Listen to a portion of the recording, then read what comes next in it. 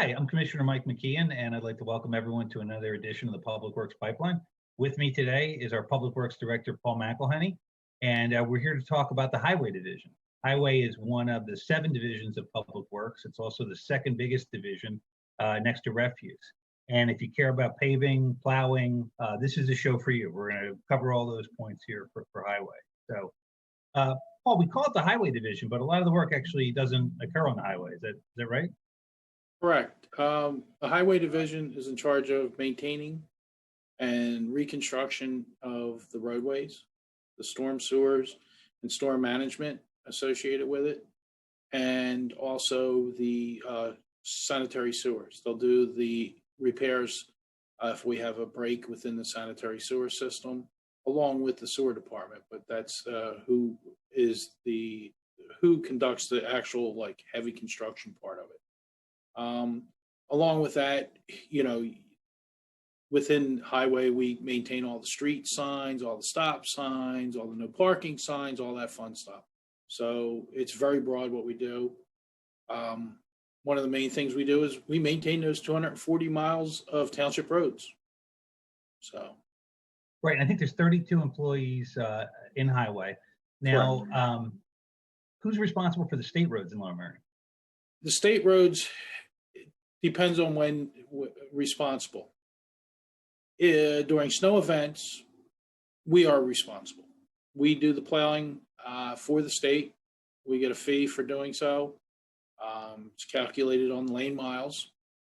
But when it comes to everything else with the state roads, the state is responsible.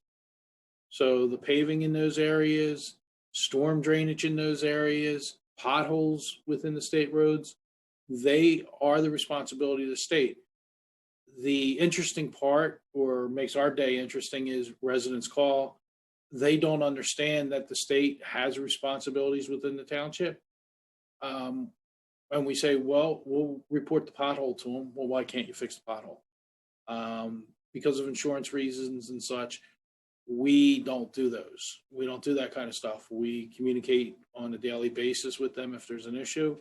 But snow, we take care of. The rest of the year, they take care of. Now, is City Line Avenue a state road? City Avenue, not City Line. And there's a former commissioner that would take issue with you if you said that.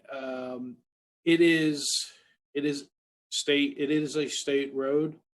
Interesting enough, you have 2 PennDOT districts who have oversight of it. So when we call, it can be interesting and who has what responsibilities on what day for City Avenue. Right, and in the parlance of our times, it's City Avenue. Understood. All right, so let's get into snow removal here a little bit. Is Public Works getting pretty salty about pre-treatment? Well, we pre-treat. We're in the process of looking at brining and other alternatives. In the area, it's split about 50-50, those that brine, those that pre-treat or pre-salt like we do.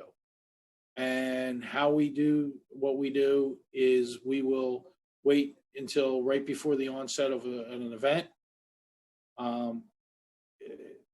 especially if they're calling for rain to start the event. We won't pre-treat, but if they're not calling for rain, we will send the trucks out and we pre-treat by salting the roads. We'll start roughly an hour and a half to 2 hours beforehand, so that the salt's down. And that's how we pre-treat our roads in case when a storm event's about to occur. And I've just noticed sort of a faction of people who are big brine supporters. I don't know if we call them briners, but why would the township decide to salt instead of brine for pre-treatment? Well, as I noted earlier, it's split 50-50. We're actively and have been actively looking at brining and other alternatives like beet juice and so forth to see what may work best. Brining in ideal conditions works about 15% of the time. It can be diluted if there's a rain event, depends on the humidity. It's more corrosive to automobiles. So we're weighing out all that information to try to see what will work best for us. As noted, it works 15% of the time. The part of the concern or misconception. A lot of people think brining is the end all. You don't have to do anything else. You brine, you're good. Those communities that brine do the same as us. Once the event begins, they're putting down salt. Brining has ended. It's a pre-wet, pre-treatment. As I equated, it's the same as putting down like your cooking spray before you cook. Same as what we do with the salt. Varying opinions as to effectiveness of each. And as I said, we're working our way through that, along with looking at costs and so forth. Yeah, and with salting too, and one of the reasons it's done is if the salt's on the road before the snow hits, that prevents the snow from forming a bond with Correct. the road. And if you brine, that's a liquid solution, and I know that depending on the temperature, that can wash away and become Well, effective. along with wash away, if depending on the type of temperatures and so forth, and if the concentration's not exact with brine, you can actually cause icing. So as I noted, we are working our way through information on all different alternatives to see if there's something that would be more environmentally friendly, a little more cost effective than how we actively do it now. Well, we saw unbelievable snowfall in February 2021. How has that affected and impacted the Public Works budget and the Public Works salt budget? I don't have final numbers yet. We are definitely over budget on our allocation for salt this year. Fortunately, we started off ahead because last year was a light year and we had full silos or nearly full silos. We're still waiting for final billings. What a lot of individuals don't realize is all the parking lots, all the parking cutouts and all that snow is removed after a snow event. We bring in independent contractors, their trucks, and our staff loads those trucks and moves it out. So currently I'm waiting for the last of those bills to come in, but we are in excess of our budget at this point. So this spring, this winter has not been very nice to us. Now, when we have a snow event, the roads are plowed on a priority system. I think it's priority 1, 2, and 3. Can you explain the way the priority system works? Yeah, priority 1s, 2s, and 3s, as you noted. Priority 1s are your main roads, your Lancaster Avenue, your Montgomery Avenue, your major arteries. Then you have your priority 2s, which are your less traveled secondary streets. And then your priority 3s are more like your cul-de-sacs and such. So the priority 1s are done so that emergency vehicles, even the general public, if you can get out to your priority 1, you can make it to the hospital, you can make it to the store and that type of stuff. When the snow event really starts to roll or come down heavy, we concentrate on just keeping the priority 1s open to get emergency vehicles, the police, mass transit through. Then as it lightens up, we get into our priority 2s, and then we move into our priority 3s. One issue that we do encounter a lot, Mike, is people that live in cul-de-sacs and all. The snow stopped 2 hours ago. You haven't been here. Why aren't you here yet? Well, we still need to clear the priority 1s and the priority 2s, and then we get to the 3s. The other issue we run into is individuals don't realize that we try to get into the priority 3s, but we use a term called punch in. In other words, the truck tries to get down the street and at least open up a lane. That doesn't mean the roadway's cleared or we're finished, but we'll get calls. The truck was here, they didn't finish clearing the road. I just ask people to be patient. It takes us several hours after a snow event ends for us to even get close to being done for cleaning up. And then many times we're cleaning up and another event comes in like it did this year. Now, if a resident were to build a snowman on their property in the likeness of, say, you or me, would that cause their street to be plowed more quickly? Well, yours, we might have more plows on it if it was shaped like you, just so we could throw snowballs. But all kidding aside, no, it doesn't affect it. We run our priorities. We do, we also work hand in hand with the police department. If there's an emergency, they will call us. We have, communication right there directly in what we call Snow Command. We'll send the immediate response to clear. If it was a priority 3 that needed an ambulance in there, we would have it cleared immediately for them. we're not that stringent that we don't, that we can't break away, but that's the way we work. When it does come to plowing, if I could mention, Mike, people complain because you buried our sidewalk. You came down the street, you plowed, you buried our sidewalk because you came down again. My recommendation to residents is, just because we've gone down your street does not mean we're done. We will make several passes. Some streets make it 8, 10, 12 passes over the course of an entire storm. Expect the sidewalks to be covered. We go curb to curb. If there's very little verge next to your sidewalk, that's where the snow is going to go. It's going to go on the corners. I personally have to dig out my corner every snowstorm so the crossing guard can cross the kids. Other recommendation, we get complaints about, I dug out my driveway, you buried my driveway.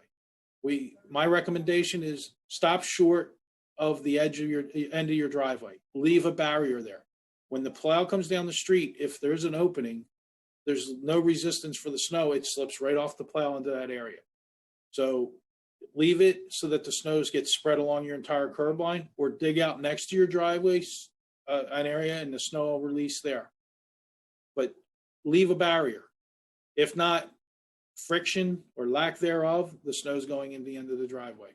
And we can't go down the street, turn in the blade, straighten in the blade. It doesn't work that way. Before we go to our break here, can you just explain in terms of sidewalks, which sidewalks does the township cover? Which ones were our residents expected to take care of? And what should residents do after a snowstorm for their sidewalk? We take care of numerous sidewalks throughout the township, and we'll do it after the snowfall. We do it at the public buildings, along the parks, the outside of the parks, and all over township building and so forth. The residents, after they quote last snowflake, are given 24 hours to open up their sidewalk to a 36-inch pathway, so that the general public can access and use that sidewalk. Great. Well, thank you very much, Paul. We're going to take a break, but please stick around because we'll be back in a little bit to talk about paving.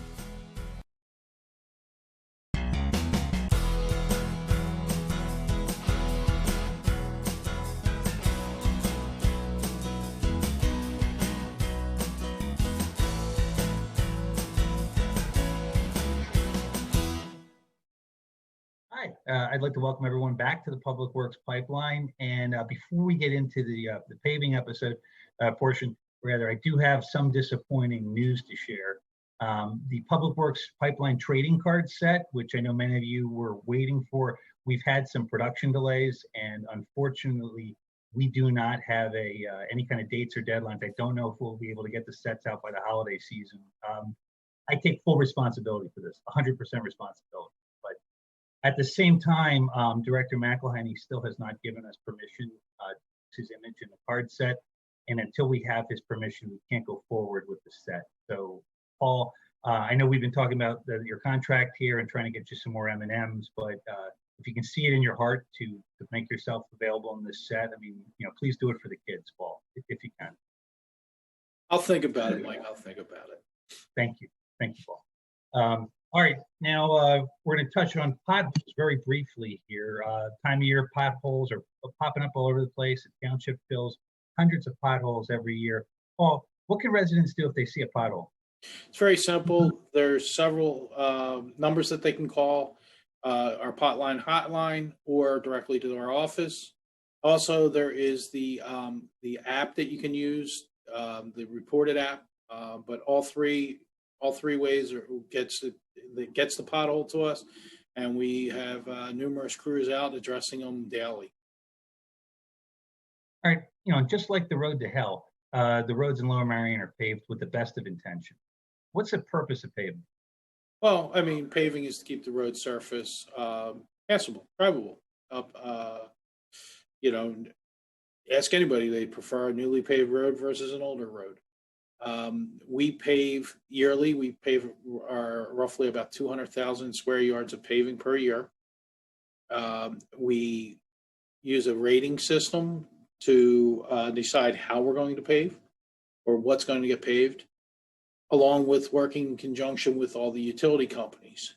So due to the amount of infrastructure work going on by the utility companies, we are using them kind of as a roadmap, in that the areas they're working in, we look at the pockets surrounding those areas so that we can try to finish those pockets in that immediate area, help with our bidding and our cost. So as I noted, we do about 200,000 square yards a year. A lot of it's based on where the utilities are. We budget about $1.5 million a year of township funds. And then we receive contributions from the utilities. When they open the road, we used to require them to repave the section of road that they open. And usually that meant half the road because they would work on one side of the road. Many of the residents don't like the look of having only half the road done. So we leverage their money with our money, and we try to do the entire road surface, curb to curb. So that way the road is fresh from side to side. And I think it's important to note the timeline too. I mean, we got a paving list very recently from PublicWorks for the spring, and then that work will probably get finalized. We'll decide where it's going, and then paving will occur in the summer, and then there'll be some restoration work perhaps after that. But I think residents need to understand that if there is some utility work or other things on the road, it's really difficult to get a full pave that year, just because there simply isn't enough time. And on that note, Paul, is there anything you can tell the Hillers out there about the work on Mary Watersford Road this year? Well, before you jump to Mary Watersford, just a little bit, we do coordinate with the utility companies, and if we try to get commitment out of them that certain areas will be done. If we know that a certain area can be done before we release our paving our list, we will include that area if we can. If not, we then require them to do trench restoration. They fill the trench daily, and it sinks, and that's what we're waiting for. We're waiting for all that settlement to occur. Then they go back, they rotomill out wider than the trench, and then they recompact, and they do a trench restoration. And then the following year is when we get to doing the trench. So you will see, they work for a day and it's smooth, and then it gets bumpy. We work with them to make sure after 30 days, and they have enough trench to justify bringing in the equipment, we have them do the trench restoration. Mary Watersford. Unfortunately, Mike, we had that scheduled for this year, and I know you and I have spoken to the residents that drive that all through the summer that was going to be scheduled for this year. Best laid plans. We received information from Aqua in our meetings that they intend to bring a new water main straight through Mary Watersford, right down into Belmont Hills, and do intend to do a lot of service restoration or improvement through a good section of Belmont Hills. So Mary Watersford, along with some other roads, will be held up until next year. They are already moved to the 2022 paving list, but they're on hold. We also had a, go ahead. Well, you mentioned rotomilling and restoration. Can you just explain, there's rotomilling, right? There's resurfacing, restoration. Can you explain those in sort of layman's terms? Well, essentially, when we rotomill, is they're taking off the top a couple inches of paving, and then we will repave that section of road. We do that in preparation for all paving. We will mill and prepare the surface. Restoration is essentially, we talked about that. That's trench restoration, where we'll have them go in and restore the trench and so forth. So that's kind of the distinction there.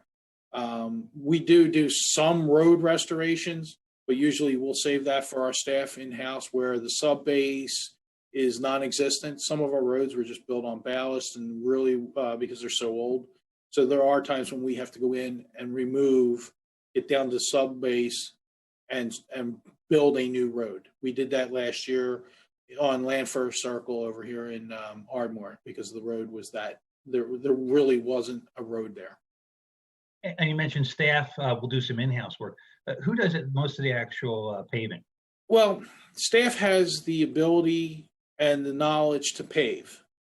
The issue or concern is it would take us away from all the other tasks. So we will contract out the paving list each year. But we do have a crew that's out all summer that will work in conjunction with that contractor. They'll do leveling course and so forth after the rotomilling or the milling's done, if needed.